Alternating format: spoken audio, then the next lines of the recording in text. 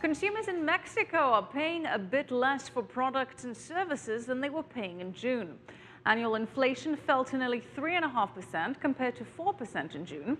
Mexico is Latin America's second largest economy. Franc Contreras joins us now live from Mexico City with the latest on the CPI data. Frank.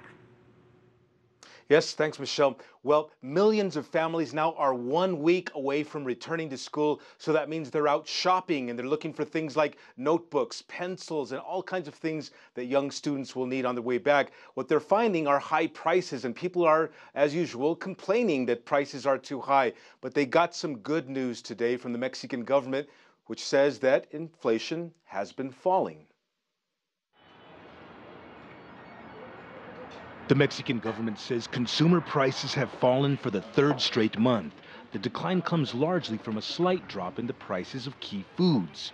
Still, the owner of this Mexico City restaurant specializing in Yucatecan cuisine says prices remain relatively high for tomatoes and chilies, and that's putting a strain on her business.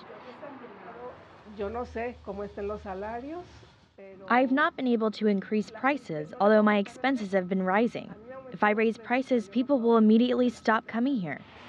Annual inflation is well within the central bank's target range, but economists say demand remains weak due to overstocked inventories, so merchants are unable to increase prices.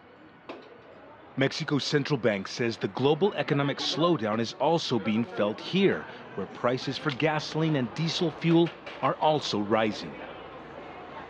The Mexican government has been slowly removing its gasoline subsidies, and that has caused a slow and constant increase in fuel prices. And of course, those prices are passed on to consumers.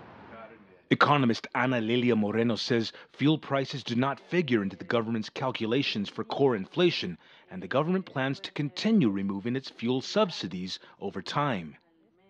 It's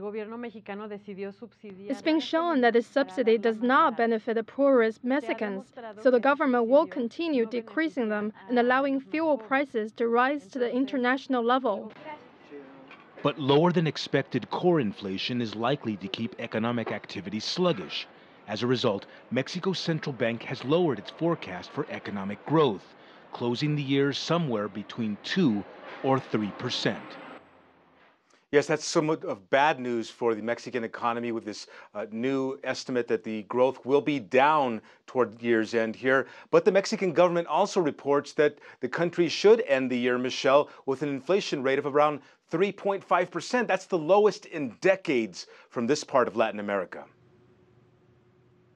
Okay, thank you for that update. Franc Contreras live for us in Mexico City, Mexico.